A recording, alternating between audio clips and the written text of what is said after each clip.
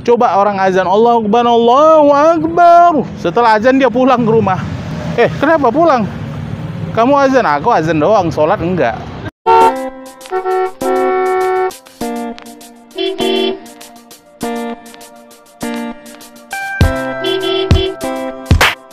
Sering orang bertanya, kenapa sih saya ini kok sholat lemah sekali?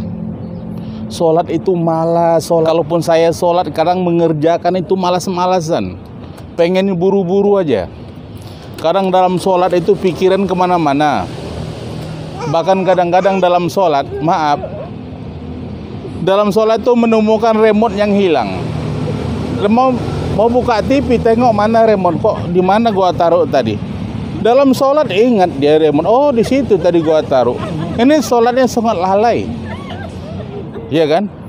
Dulu sahabat-sahabat Nabi, dia kalau lagi sholat itu bisa menghidupi hewannya mati. Dia ontanya mati nih, dia ontanya ini mau dibawa untuk berjihad, untuk berjuang di jalan Allah. Mati ontanya. Dia doa, dia sholat dulu 2 rakaat. Hari ini sholat kita bagaimana? Nyamuk yang berkeliaran lagi, kita pukul mati nyamuk gara-gara sholat. Beda kan dengan sholat sahabat. Sholat sahabat bisa menghidupkan hewan mati, sholat kita mematikan nyamuk. Kenapa sih kok sholat saya ini lemah? Sebenarnya kuncinya satu. Alim ulama mengatakan, jadi apapun lemahnya kita, baik itu puasa maupun lemah dalam bersedekah, lemah dalam sholat, lemah dalam baca Al-Quran, kalau kita sampaikan ini kepada teman-teman kita, pasti diberikan kekuatan oleh Allah.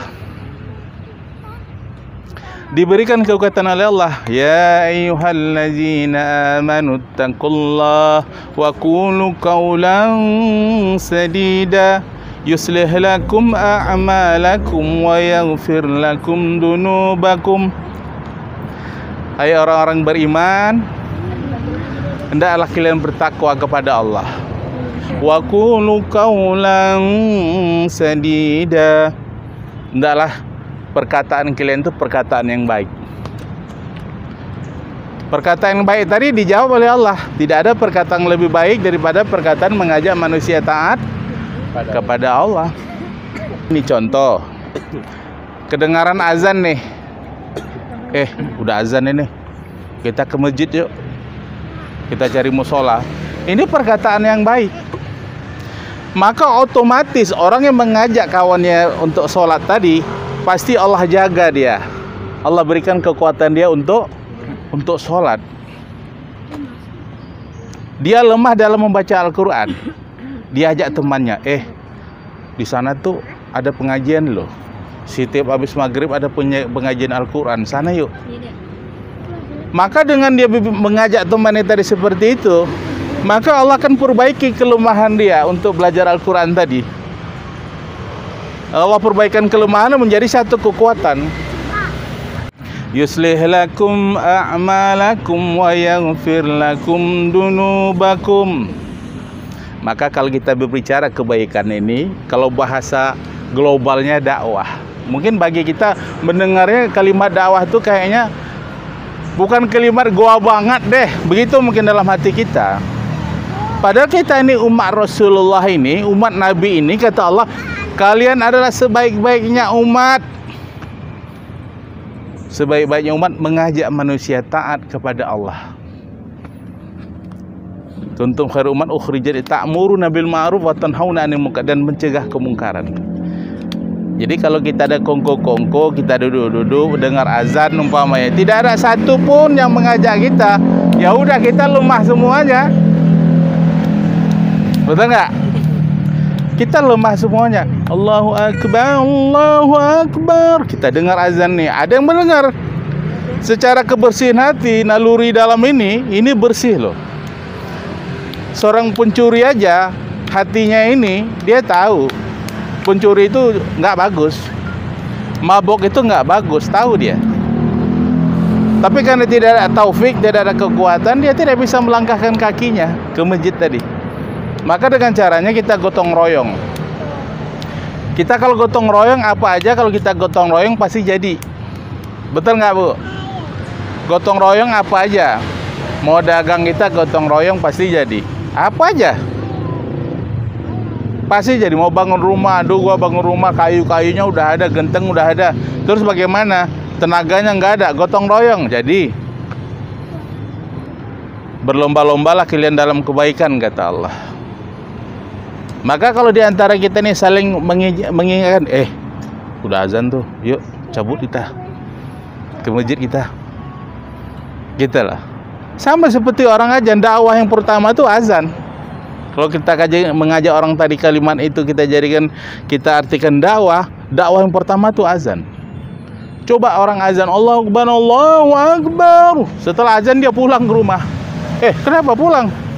Kamu azan, aku azan doang, sholat enggak. Ada enggak begitu? Enggak ada. Pasti pertama kali orang yang mengajak tadi lewat azan tadi, ibu jadi segan dia senyum sama aku gara-gara gigi masa dia. Udah bu senyum aja udah. Segan dia. Jadi disimpul senyum itu berat banget bu, kayak di senyum simpul. Siapa begitu berarti udah sampaikan aja, lepaskan aja, jangan lepas dia nanti jatuh gigi, nanti susah kita nyarinya. Udah mau sore, ini mau malam. Iya enggak? Gitu. Nah, kalau kita jadi kalau kita gotong royong, semuanya bisa kita kerjakan. Masya Allah ya.